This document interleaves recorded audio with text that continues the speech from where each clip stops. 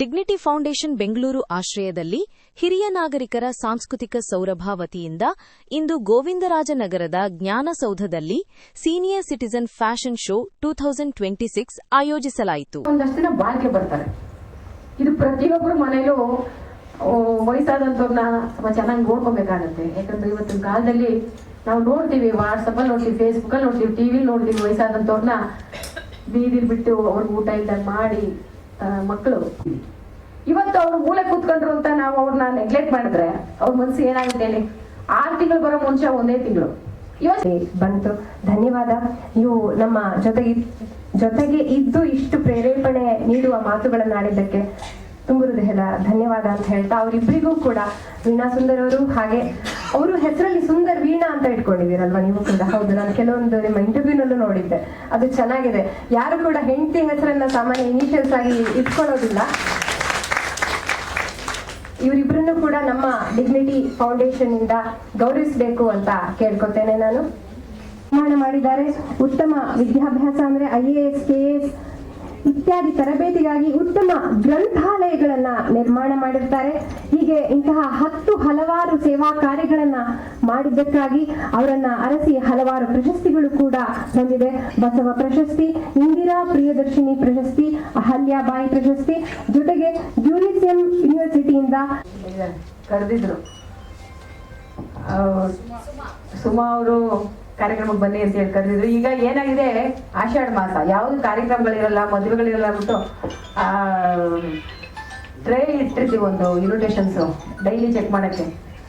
ಆಷಾಢದಿಂದ ಯಾವ್ದು ಕಾರ್ಯಕ್ರಮ ಇಲ್ಲ ಅಂತ ಅನ್ಕೊಂಡೇ ಬಿಟ್ಟಿದ್ದೀವಿ. ಆಮೇಲೆ ಅವ್ರು ಫೋನ್ ಮಾಡಿದಾಗ ಎದ್ನೋ ಬಿದ್ನೋ ಅಂತ ಹೇಳಿ ಅಡುಗೆ ಮನೆಗೆ ಹೋಗಿ ಒಂದಿಷ್ಟು ನಮ್ಮನೇಲಿ ವಯಸ್ಸಾದವ್ರು ಇದ್ದಾರೆ, ಅವ್ರಿಗೆ ಟೈಮ್ ಊಟ ಎಲ್ಲ ಕೊಡ್ಬೇಕಲ್ವಾ. ಹಂಗಾಗಿ ನಮ್ಮ ಕೆಲಸದವ್ರ ಜೊತೆ ಅವ್ರಿಗೊಂಚೂರು ಹೆಲ್ಪ್ ಮಾಡಿ ಬೇಗ ರೆಡಿಯಾಗಿ ಓಡ್ ಬಂದೆ. ಅಷ್ಟೊಂದು ಬರೋ ಸ್ವಲ್ಪ ಶುರು ಮಾಡಿದ್ದಾರೆ. ಹಿಂಗಾಗಿ ತಡ ಆಯಿತು. ಅದಕ್ಕಾಗಿ ನಾನು ತಮ್ಮನ್ನೆಲ್ಲ ಕ್ಷಮಾಪಣೆಯನ್ನ ಕೇಳ್ತೀನಿ. ಇವತ್ತು ನಾನು ಇದನ್ನ ನೋಡಿದ ತಕ್ಷಣ ಅಂದೆ, ಏನಪ್ಪ ಸೀನಿಯರ್ ಸಿಟಿಸನ್ ಫ್ಯಾಷನ್ ಶೋ ಮಾಡ್ತಾರ ಅಂತ. ತಪ್ಪೇನು ಇಲ್ಲಪ್ಪ, ಖಂಡಿತ ತಪ್ಪಿಲ್ಲ. ಯಾಕಂದ್ರೆ ನಮ್ಮೆಲ್ರಿಗೂ ಗೊತ್ತು, ಮದುವೆ ಆದಮೇಲೆ ಮಕ್ಕಳಾದ್ಮೇಲೆ ಮಕ್ಕಳನ್ನ ದೊಡ್ಡವ್ರು ಮಾಡು, ಮಕ್ಕಳನ್ನ ಒಂದು ಒಳ್ಳೆ ಪೊಸಿಷನ್ ಕೂರಿಸು. ಆಮೇಲೆ ನಮ್ಗೆ ವಯಸ್ಸಾಯ್ತು, ಮಕ್ಕಳೆಲ್ಲ ಇದಾದ್ಮೇಲೆ ನಮಗೂ ಹೆಚ್ಚು ಕಮ್ಮಿ ಏಜ್ ಆಗುತ್ತೆ. ನಾವೇನಾದ್ರೂ ಒಂದು ಸುಖ ಸಂತೋಷ ಅಂತ ನೋಡ್ತೀವಿ ಅಂದ್ರೆ ಆ ಏಜ್ ಆದ್ಮೇಲೆ. ಯಾಕಂದ್ರೆ ಅವಾಗ ನಮ್ಗೇನು ಜವಾಬ್ದಾರಿಗಳಿರಲ್ಲ, ಬರೀ ಮಕ್ಕಳು ನೋಡ್ಕೊಳ್ಳೋದು, ಮೊಮ್ಮಕ್ಕಳು ನೋಡ್ಕೊಳ್ಳೋದು, ಖುಷಿ ಪಡೋದು ಇಷ್ಟಿರ್ತದೆ. ಅಂದ್ರೆ ಫ್ಯಾಮಿಲಿ ಚೆನ್ನಾಗಿದ್ರೆ. ಬಂದಂತ ಸೊಸೆ ಏನಾದ್ರೂ ಒಂಚೂರು ಕೈ ಕೊಟ್ಟು ಇವ್ರು ನಮಗ್ ಬೇಡ ಅಂದ್ರೆ ಅನಾಥಾಶ್ರಮ ಗ್ಯಾರಂಟಿ, ಇಲ್ಲ ವೃದ್ಧಾಶ್ರಮ ಗ್ಯಾರಂಟಿ, ಹೌದಲ್ವಾ? ಸೊಸೆ ನೀವು ಒಳ್ಳೆ ಸಿಗದೆ ನಮ್ ಪುಣ್ಯ. ದೊಡ್ಡವ್ರು ಇರ್ಲಿ ಮನೇಲಿ, ಅವ್ರು ತುಂಬಾ ಕಷ್ಟಪಟ್ಟಿದ್ದಾರೆ ಈ ಸಂಸಾರ ಸಾಕೋದಿಕ್ಕೆ, ನಮ್ಮನ್ನೆಲ್ಲ ದೊಡ್ಡವ್ರು ಮಾಡಿದ್ದಕ್ಕೆ ಅಂತೇಳಿ ಒಂದು ಒಳ್ಳೆ ರೀತಿಲಿ ನಮ್ಮನ್ಗೆ ಗೌರವ ಕೊಟ್ರೆ ಪರವಾಗಿಲ್ಲ. ಮೇಡಮ್ ಅವರು ಎಲ್ಲರೂ ಮಾತಾಡ್ತಾ ಹೇಳ್ತಾ ಇದ್ರು, ನಿಜವಾಗ್ಲೂ ನಮ್ಗೆ ಈ ಸಣ್ಣ ಬುದ್ಧಿ ಯಾಕೆ ಬರುತ್ತೆ ಅಂತಂದ್ರೆ, ಮನೆಯಲ್ಲಿ ಇರುವಂತವ್ರು ಗೌರವ ಕೊಡ್ಲಿಲ್ಲ ಅಂದಾಗ ವೀಣಾ ಸುಂದರ್ ಅವ್ರು ಹೇಳ್ತಿದ್ರು, ನಿಜವಾಗ್ಲೂ ಅದು ಬಂದ್ಬಿಡುತ್ತೆ. ನಾವ್ ಎಷ್ಟೆಲ್ಲ ಕಷ್ಟಪಟ್ವಿ, ಎಷ್ಟೆಲ್ಲ ನಾವು ಒಂದು ಶ್ರಮ ಪಟ್ಟು ಒಂದು ಸಂಸಾರ ಸರಿಯಾಗ್ಬೇಕಾದ್ರೆ ತಂದೆ ತಾಯಿ ಕರ್ತವ್ಯ ಎಲ್ಲ ಸ್ವಂತ ಸುಖಗಳನ್ನ ಮರೆತು ಆ ಸಂಸಾರ ದೊಡ್ಡ ಮಾಡಿರ್ತೀವಿ. ಕೊನೆಗೆ ಸುಖವಾಗಿರುವಂತ ಕಾಲದಲ್ಲಿ ನಮ್ಗಳಿಗೆ ಮಗ ಸೊಸೆಯಿಂದ ಅಥವಾ ಮೊಮ್ಮಕ್ಕಳಿಂದ ಒಂದು ಗೌರವ, ಒಂದು ಪ್ರೀತಿ ವಿಶ್ವಾಸ ಸಿಕ್ಲಿಲ್ಲ ಅಂದ್ರೆ ನಿಜವಾಗ್ ಮನ್ಸಿಗೆ ನೋವಾಗತ್ತೆ. ಅದು ಇವತ್ತಿನ ದಿನದಲ್ಲಂತೂ ನೋಡಿದ್ರೆ ವೃದ್ಧಾಶ್ರಮಗಳು, ಅನಾಥಾಶ್ರಮಗಳು ಖಂಡಿತ ಜಾಸ್ತಿ ಆಗಿದೆ. ಅದೇನೇ ಇರ್ಲಿ, ಆದ್ರೆ ವಯಸ್ಸಾದಂತ ಸಂದರ್ಭದಲ್ಲಿ ನಮ್ಗೆ ವಯಸ್ಸಾಗಿ ಅಂತ ನಾವ್ ಯಾರು ಅನ್ಕೋಬಾರ್ದು. ಹಂಗ ಅನ್ಕೊಂಡಾಗೆ ನಮ್ಗೆ ವಯಸ್ಸಾಗೋದು. ನಿಜವಾಗ್ಲು ನಾವ್ ಆಕ್ಟಿವ್ ಆಗಿದ್ದೀವಿ, ಓಡಾಡ್ತಾ ಇದೀವಿ ಅಂದ್ರೆ ನಮ್ಗೆ ಯಾವ ಕಾಯಿಲೆಗಳು ನಮ್ಗೆ ಹತ್ರ ಬರೋದಿಲ್ಲ. ಆಕ್ಟಿವ್ ಆಗಿರ್ತೀವಿ.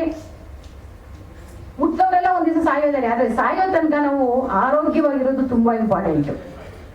ಆರೋಗ್ಯವಾಗಿರ್ತಾ ಮಾತಾಡ್ತಾ ಕೂತಾಗ ಭಗವಂತ ನಮ್ಮನ್ಗಳನ್ನ ಕರ್ಕೊಂಡ್ಬಿಟ್ರೆ ಅದಕ್ಕಿಂತ ಒಳ್ಳೆ ಪುಣ್ಯ ಇನ್ನೊಂದಿಲ್ಲ ಅಂತ ನಾನು ಭಾವಿಸ್ತೀನಿ.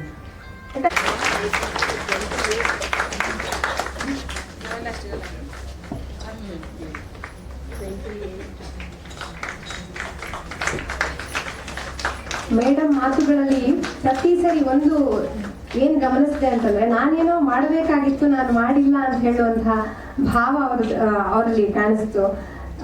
ಖಂಡಿತ ಆ ಭಾವದಿಂದಾಗಿಯೇ ಮುಂದೆ ನಮ್ಮ ಇವತ್ತು ಡಿಗ್ನಿಟಿ ಫೌಂಡೇಶನ್ ಅಂತ ಏನಿದೆ, ಹಿರಿಯ ನಾಗರಿಕರ ಒಂದು ಸಬಲೀಕರಣಕ್ಕೋಸ್ಕರ, ಅವರ ಅಭ್ಯುದಯಕ್ಕೋಸ್ಕರ ಮಾಡಿರ್ತಕ್ಕಂಥ ಒಂದು ಸಂಸ್ಥೆ ಇದು. ಶ್ರೀ ಉಮೇಶ್ ಚಂದ್ರ ಅವರಿಗೆ ನಮ್ಮ ಕಡೆಯಿಂದ ಕಿರುಕಾಣಿಕೆ. ಹಾಗೆ ನಮ್ಮ ಜೊತೆಗೆ ಇವತ್ತು ಶ್ರೀ ಮನೀಶ್ ತ್ರಿವೇದಿ ಅವರಿದ್ದಾರೆ. ಅವರನ್ನ ನಮ್ಮವರೇ ಆಗಿರುವಂತಹ ಶ್ರೀ ಅಶೋಕ್ ಅವರು ಗೌರವಿಸಬೇಕು ಅಂತ ಕೇಳ್ಕೊತೇನೆ.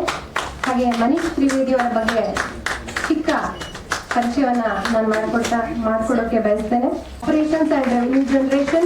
He has worked with leading healthcare organizations across India, known for driving strategic initiatives, building high-performing teams, strengthening stakeholder relationships, and delivering sustainable organizational growth. He has successfully led business expansion, operational excellence, and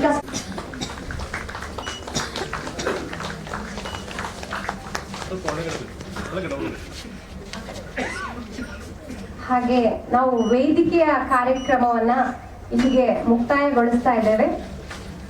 ನಿಮ್ಮ ಆಂಥಮ್ನಲ್ಲಿ ಮೊರೆ ಅನ್ನೋದಿದೆ. ಏನ್ ಮೊರೆ madam? ಆಲಿಸಿ ನಮ್ಮ ಮೊರೆ ಅಂತ. ಮೊರೆ ಮಾಡಬೇಕಾಗಿಲ್ಲ ನೀವು. You have to demand it. You have to ಅದನ್ನ ಸಂಪಾದಿಸ್ಕೋಬೇಕು. You have to earn it. ಮೊರೆ ನನಗೆ ವಯಸ್ಸಾಗೋಯ್ತು ನನ್ನ ನೋಡ್ಕೊಳ್ಳಿ ಅಂತ ನೀವ್ ಯಾಕೆ ಅನ್ಬೇಕು? ಓ ಇವ್ರಿಗೆ ವಯಸ್ಸಾಗಿದೆ. ದಯವಿಟ್ಟು ಎಲ್ಲರೂ ರೆಡಿ ಇರಿ ಅಂತ ಕೇಳ್ಕೊತೇನೆ. ಬ್ಯಾಕ್ ಸ್ಟೇಜ್ ಬರ್ಬೋದಲ್ಲ ಮಂಗಸ್ಮಿತಾ ಅವರು? ವಿಜಯನಗರ ಚಾವಡಿ ಅವರು ಬ್ಯಾಕ್ ಸ್ಟೇಜ್ ಬಂದ್ಬಿಡಿ.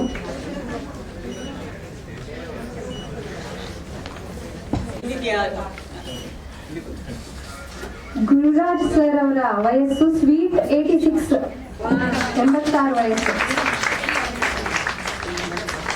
ಸೈಡ್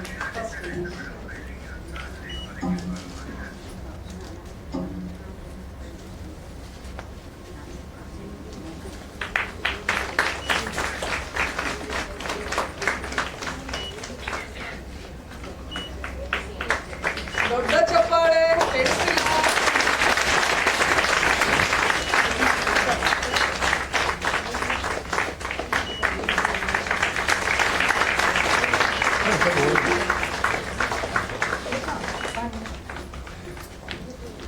ಅವ್ರು ನನ್ನ ಕಾಲೇಜ್ ಕ್ಲಾಸ್ಮೇಟು, ಸೊ ಅದು ಸ್ವಲ್ಪ ಎಕ್ಸ್ಟ್ರಾ ಲೀನಿಯನ್ಸ್. Thank you. ಅವ್ರಿಗೆ ನಾನು ಕಪಲ್ ಆಫ್ ಟೈಮ್ಸ್ ನಾನು ಕಾಂಟ್ಯಾಕ್ಟ್ ಮಾಡಿದ್ದೀನಿ, ಬಟ್ ಇವತ್ತಿಗೆ ಅವ್ರು ಸ್ವಲ್ಪ ಮ್ಯಾನೇಜ್ ಮಾಡ್ಲಿಕ್ಕೆ ಆಯ್ತು.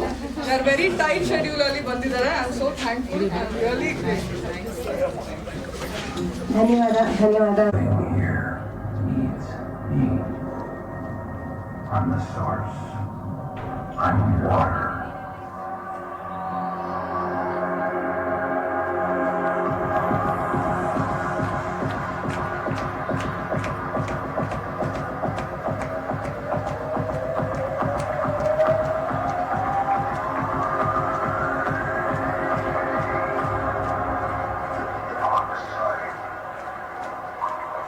And the light. Come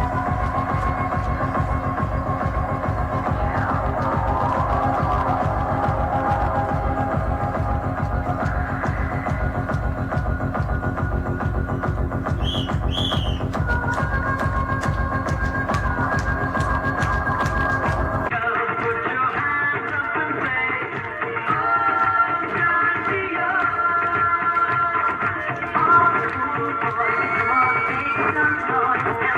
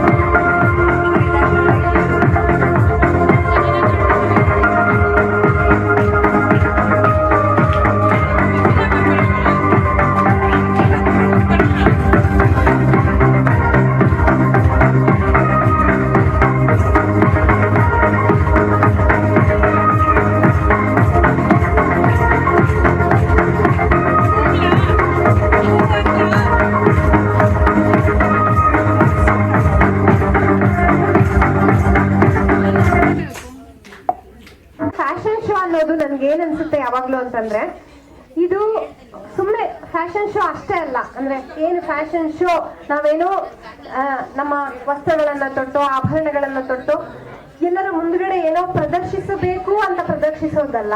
ಇದ್ರಲ್ಲಿ ನೋಡಿ ಎಷ್ಟು ಥಾಟ್ ಪ್ರೊಸೆಸ್ ಆಗತ್ತೆ ಅಂತ.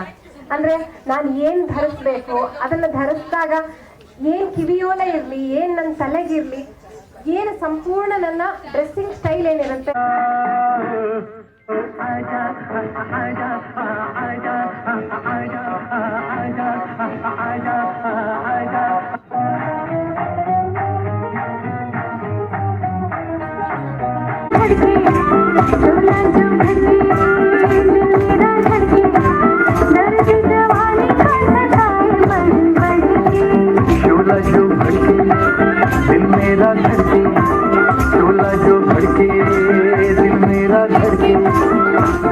जवानी का सताए बढ़ बढ़ के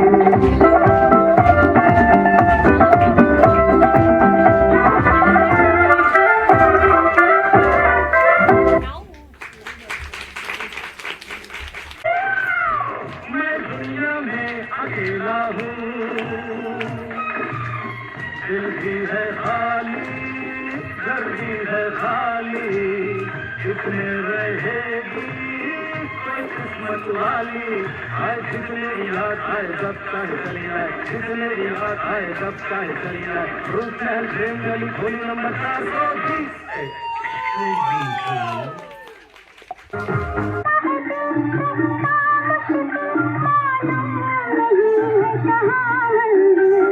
प्यार हुआ इकरार हुआ है, जात फिर क्यों ढलता है दिल।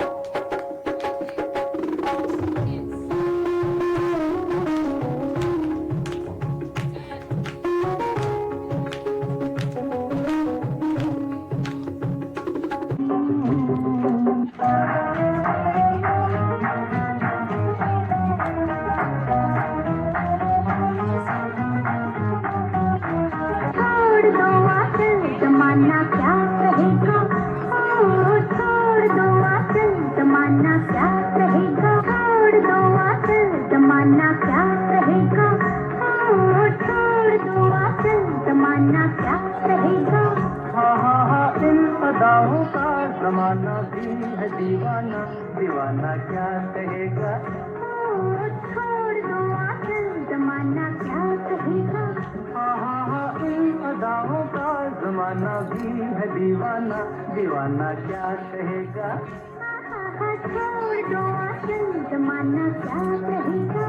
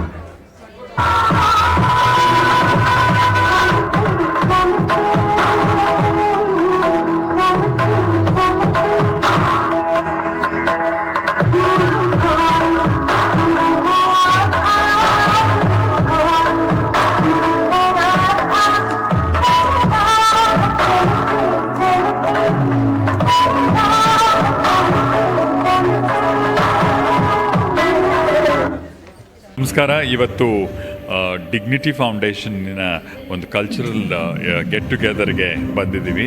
ಇಲ್ಲಿ ಸಂತೋಷ ಆಗಿದ್ದು ಅಂತಂದರೆ ಸೀನಿಯರ್ ಸಿಟಿಸನ್ಸ್ ಎಲ್ಲ ಒಂದು ಫಾರ್ಮ್ಯುಲಾ ಥರ ವಯಸ್ಸಾಯಿತು ನಮಗೆ ಸ್ಪಿರಿಚುವಲ್ಲು ಆ ಥರದ ಕಡೆಗೆ ವಾಲದೆ ಜೀವನೋತ್ಸಾಹದ ಇನ್ನೊಂದು ಮುಖವನ್ನು ಅವರು ನಮಗೆ ಪರಿಚಯ ಮಾಡಿಕೊಟ್ರು. ಬಹಳ ಒಳ್ಳೆಯ ಪ್ರೋಗ್ರಾಮು. ಇಂಥದ್ದಾದರೆ ಆರೋಗ್ಯಕರವಾಗಿ ಅಂದರೆ ಮನಸ್ಥಿತಿಯನ್ನು ಕೂಡ ಆರೋಗ್ಯಕರವಾಗಿ ಇಟ್ಕೊಳ್ಳುವಲ್ಲಿ ಇಂಥ ಕಾರ್ಯಕ್ರಮಗಳು ಸಹಾಯ ಮಾಡುತ್ತವೆ. Thank you. ನಮಸ್ಕಾರ, ನಾನು ವೀಣಾ ಸುಂದರ್. ಡಿಗ್ನಿಟಿ ಫೌಂಡೇಶನ್ ಅಲ್ಲಿ ಇರುವಂಥ ಎಲ್ಲ ಹಿರಿಯ ಸದಸ್ಯರು ಇವತ್ತು ಒಂದು ಫ್ಯಾಷನ್ ಶೋನ ಹಮ್ಮಿಕೊಂಡಿದ್ರು. ಸೊ ಈ ಒಂದು ಕಾರ್ಯಕ್ರಮಕ್ಕೆ ನಾವು ಇಲ್ಲಿ ಅತಿಥಿಗಳಾಗಿ ಬಂದಿದ್ವಿ. ಸೊ ಕಾರ್ಯಕ್ರಮ ಎಲ್ಲ ಚೆನ್ನಾಗಿ ನಡೀತಾ ಇದೆ. ಆ್ಯಂಡ್ ಅವರ ಹಿರಿಯರ ಉತ್ಸಾಹ ನೋಡಿ ನಮಗೆ ಏನೋ ಒಂಥರ ನಮಗೂ ಇಟ್ಸ್ ವೆರಿ ಇನ್ಸ್ಪೈರಿಂಗ್. ನಮಗೂ ಖುಷಿ ಆಗುತ್ತೆ. ಹೀಗೆ ಆರೋಗ್ಯವಾಗಿ ಇರಲಿ ಎಲ್ಲರೂ. ಸೊ ಎಷ್ಟು ನಾವು ಹೆಚ್ಚೆಚ್ಚು ನಾವು ನಮ್ಮನ್ನು ತೊಡಗಿಸ್ಕೊಳ್ತೀವಿ, ಎಷ್ಟು ಆ್ಯಕ್ಟಿವ್ ಆಗಿರ್ತೀವೋ ಅಷ್ಟು ನಾವು ಆರೋಗ್ಯವಾಗಿರ್ತೀವಿ ಅನ್ನೋದಕ್ಕೆ ಇದೇ ಉದಾಹರಣೆ. ಸೊ ಇವರೆಲ್ಲರ ಹುಮ್ಮಸ್ಸನ್ನು ನೋಡಿ ತುಂಬಾ ಖುಷಿ ಆಯಿತು.